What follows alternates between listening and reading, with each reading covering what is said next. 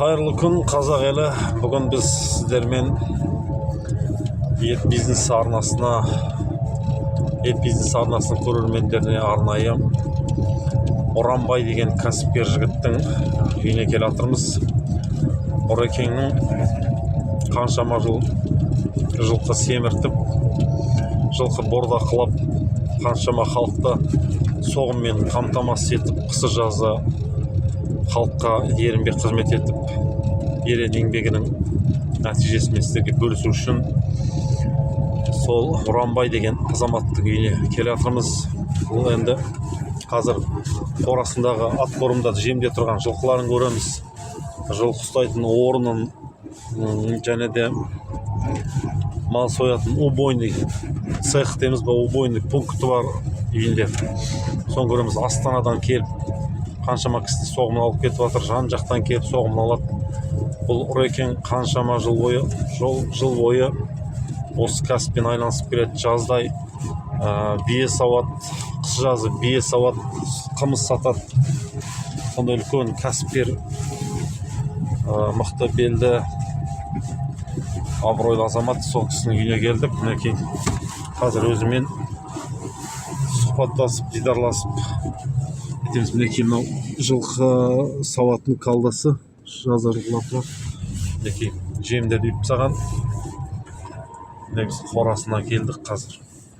Бала жаса өзімен сөйлесіп, бетпе-бет жүздесіп, біраз мағлұматтар алайық. Қала жаса.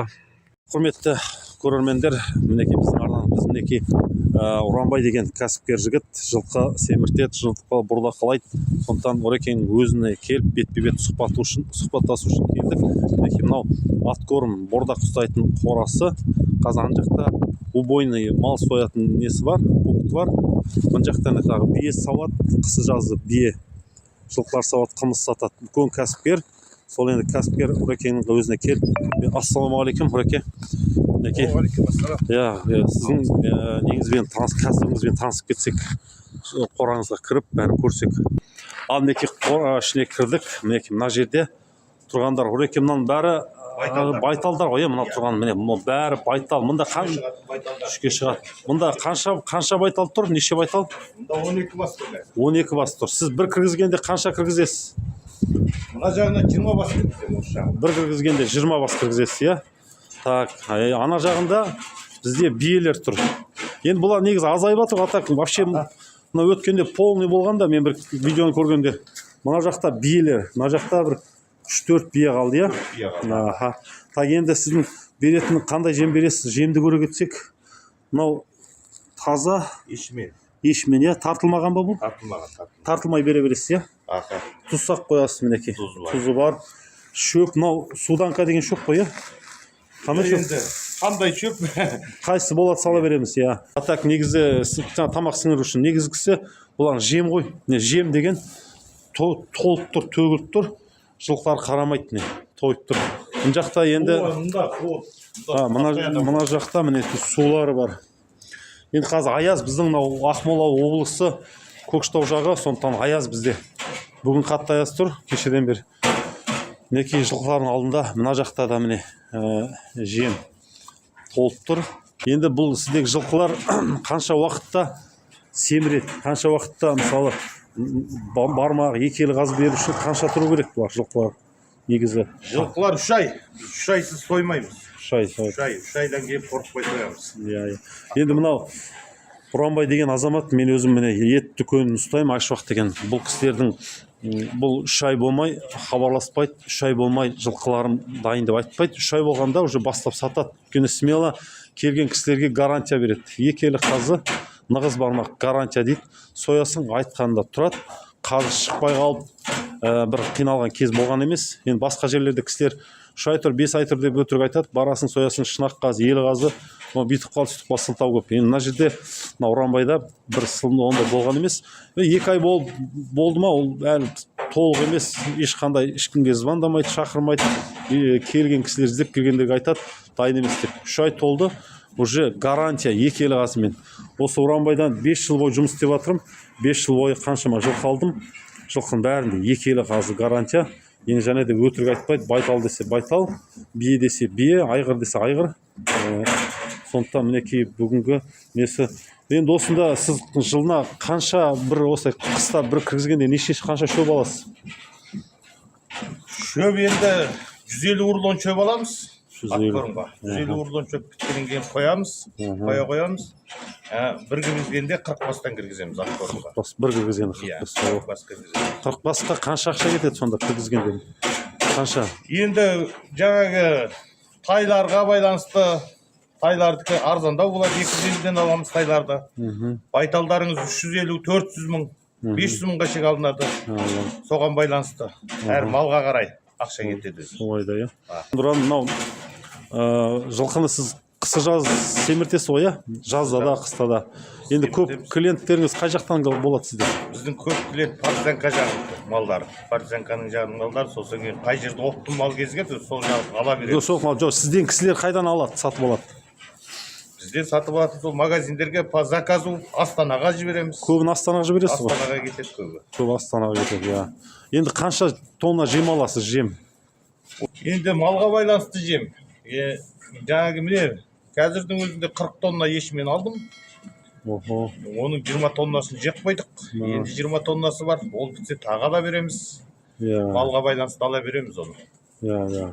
Қысы жазы, иә? Қысы жазы, иә. Құрметті халайық, егер қысы жазы бұл кісілерде енді қыс уақытында жылқы табылады. Енді қыста жан жақтан елдің бәрі артық малдарын, артық еркек тайларын атқорымға қояды, малын соғым уақыт сатып жібергісі келіп малдарын сатады. Бірақ жаздың күні атқорымнан әппақ, еті әппақ, жас малдар таба алмай қиналамыз.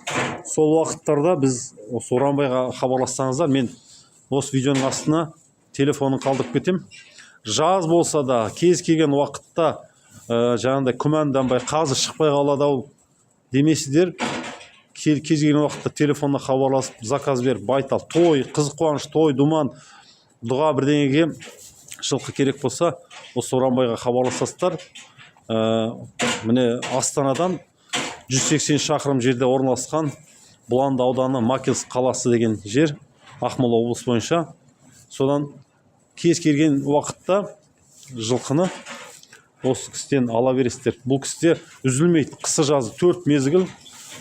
Жаздың күні көбінесе жылқы табыла бермейді. Сол кезде жаздың күні енді осы Орекеңе хабарлассаңыздар, кез келген уақытта екі елі қазымен жылқылар тұрады. Бие керек па, бие, байтал керек па, байтал, тайлар болады. Бүкілі жылда. Мінекей мынау жемдер, мінекей. Мынау енді жемдерге тышқан қаптамау үшін мінекей мысықтар осындай мысықтар жүреді. Мынау міне қаншама қап жем. Мынау уколмен семіртеді, дәрімен семіртеді деп жаңағы кісілер тойларда, дұғаларда ішіміз ауырды деп жатады. Сондықтан енді міне Оранбайдың көздеріңізбен көрдіңіздер, міне толған таза арпа, мінекей таза арпа. Сондықтан мінекей бұл кісіде тонна сыртта да, қазір сырттағы жемде түсеміз. Мінекей мынау бәрі таза, табиғи, таза, ешқандай уколсыз, қоспасыз, табиғи, таза жем. Және де бір атқот, кебек емес, міне таза атқот емес, таза арпа, мінекей табиғи. Жылқылардың мінекей тоқтығы көрініп тұр, бәрі бетімен тұр. Мінекей бір-екі жеп атқандар да тұр, міне. Бірақ осылай. Сондықтан міне мынау керемет үлкен. Енді жылқыға қатты жылы жер керек емес. Қой мен жылқы салқынды ұнатады, мінекей. Енді мынаның ішіндегі астында толады ғой. Астын қалай шығарасыздар? Мынаның асты енді 40 жылқы кіргенде 40 жылқының асты масқара шығады, толады ғой енді. Терезеден лақтырамыз, ары қарай терезеден лақтырып отырамыз. Терезеден бір трактор алғам, есік істейміз, трактормен күрейтін боламыз енді. Трактормен күреп отырасыз. Міне құрметті қонақтар, көрермендер, мінекей ар жағында бәрінде жылқының терезелер тұр. Сол терезелердің күрекін лақтырады, ар жағына тракторы бар, трактормен алып артып шығарып тастайды. Так, шөптеріңіз әне. Бірақ енді анау убойный цехты көріп түсіріп жүрсек қалай болады? Так, енді міне жылқыларды қаншама 40 жылқыны суару үшін мінекей шланг тұр. Үйден шлангын қосады, прямой ете береді. Мына терезелер ашық тұра ма осылай, иә? Ашық тұру керек. Жылқылар енді танау демалады, іші парланып, бу болып кетпеу үшін терезелер ашық тұрады, жарығы бар. Енді мына жақта міне, ана жақта тағы жылқылар әне. Неке мынау Орекеңнің үйі. Міне жемдер міне. Мынау қаптаулы жатқан бәрі жем міне. Қапта тұр. Мінекей бұл кісі сондықтан табиғи таза, уколсыз таза жем. Міне көріп жатсыздар, жем аямайды. Жем толып тұр. Үш бие сауылады ғой, иә? Мінекей мынау жазда да, қыста да осында сауын биелер тұрады. Мінекей үш биенің үш жабағысы тұр. Мінекей жабағылар. Мінекей сауынды биелер. Енді міне жем салатын нелері. Мінекей шөп. Мінекей шөптері. Жем жетеді. Так, ал көрейік, енді мынау бойнес жүрберек, тракторыңызды көрейік. Шөп, мінекей. Мына жерде мынау трактор сатып алдыңыз ғой, иә? О, керемет, міне. Енді бұл кісі айтып отырмын, үлкен кәсіпкер, сондықтан мінекей трактор бар. Міне шөп деген міне толып тұр, қаншама рулон, қаншама 40 бас жылқыны жемдеу үшін қаншама қаражат керек, қаншама байлық керек, қаншама ақша керек. Осының бәрін мінекей түсіріп жатқан үлкен ерлік, мықтылық. Мінекей енді мынау жылқылардың доғын шығару керек. Қаншама шөптерді үйу керек, арту керек, түсіру керек, жинау керек. Мінекей мынау трактор бар. Керемет Ореке. Ал мынау екей жаңағы бұл енді жазда, қыста да тамаша. Жаздың күні ыстықта күн шақырайып, қатты ыстықта басына күн өтпейді. Мінекей төбесі жабық.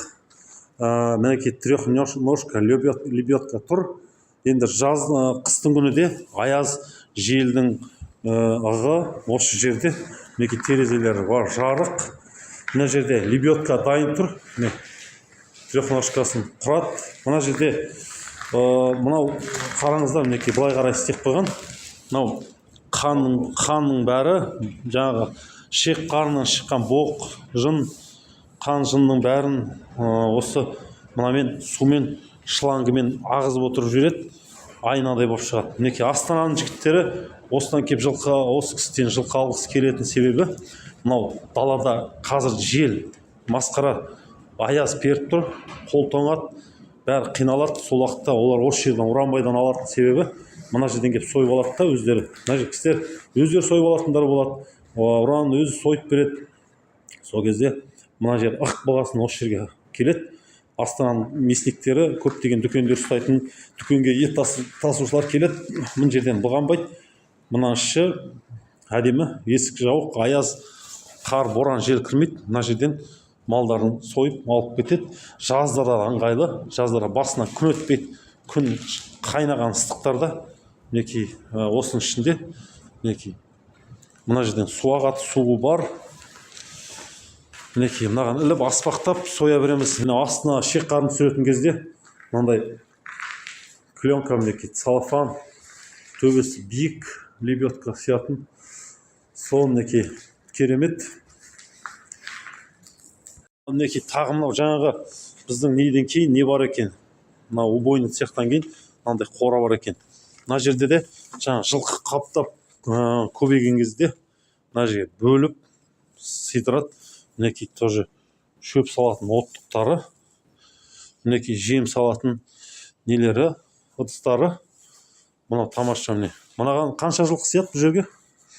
Мына жағына 8 тай, арын жағына 4 тай сияды. Бұларға тайларды саласыз, өйткені анау үлкен жылқылар теуіп, тістеп нетпеу үшін тайларды мында мінекей тайлар тұратын жеке орны. Ал енді Уран мынау трактор қаншаға түсті бағасы? Енді осындай сіз секілді кәсіппен айлансам деген кәсіпкер жігіттер осындайды алғысы келсе қаншаға түседі бұлар, осындай тракторлар? Мына 5 миллион. 5 миллионға, иә. Шөп қысатыны бар, сосын боқ шығаратыны бар, көпшігі бар. Құтты болсын.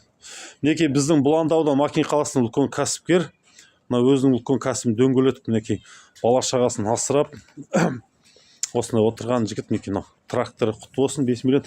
Мына бір рулон шөптің бағасы қанша болады? Биыл бағалар құлады, биыл 6 мың, 10 мың аралығында болды шөптің бағалары. Мына биыл енді 2024 жылы мына біздің солтүстікте жаз бойы жаңбыр болды.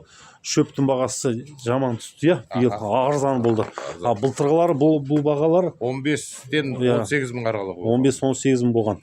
Биыл мінекей шөптің бағасы түсті. Сол бәрекелді. Ореке мына пеш длительный горение ғой, иә?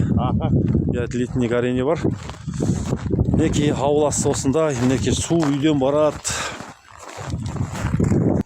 Ал Ореке мынау жылқыларды жаңағы 3 ай тұрғаннан кейін енді семірген қай жерінен қарап береміз? Біреулер жалына, біреу жаясына дейді.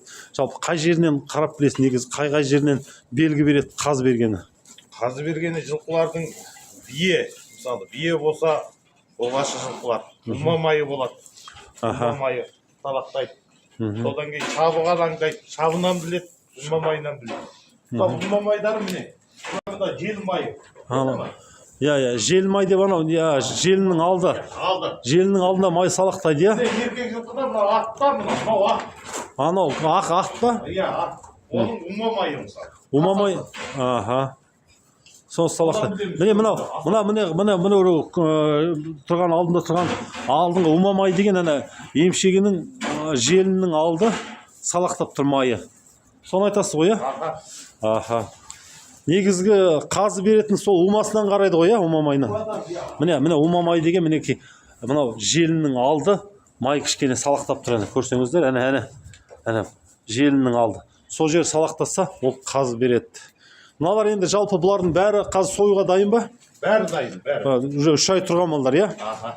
Бәрекелді. Ал енді құрметті ет бизнесі каналының құрметті көрермендері, мынау енді Уранбай деген кәсіпкер бауырымызға Алла разы болсын, халықтың игілігіне жарап, осылай малдарды семіртіп, соғымдар дайындай берсін. Енді мынау Уранбайға айтатын тілектеріңіз болса, кәсібіне береке тілеп комментарийға жаза кетіңіздер. Уранның өзіне оқытам, көрсетем. Осы видеоның ссылкасын жіберем. Сол енді Уран енді сіңізге береке берсін. Әмин. Биіктігі жете беріңіз, халықтың разығын алып, мынандай табиғи таза, қазір бәрі укол салатын жаңағы дәрімен семіртеді деп халық шырылдап қорқып жүрген заманда мынандай табиғи таза өніммен таза малды мінекей семіртіп халықтың разылығын ала беріңіз. Ал енді құрметті көрермендер, бүгін біз мінекей Уранбайдың бордақ ұстайтын жеріне келіп аз-маз білгенімізден бөлістік. Бүгінгі бөліскен біздің әңгімеміз сіздерге пайдасын тигізіп жатса, біздің арнаға тіркеліп подписаться деген кнопканы баса кетіңіздер, қоңыраушаны басыңыздар. Сұрақтарыңыз болса астына жазыңыздар. Уранбайға маған және де лайк басыңыздар, достарыңызбен бөлісіңіздер. Және де келесі жақсы бір видеоларда жолығайық. Келесі видеоларды күтіңіздер.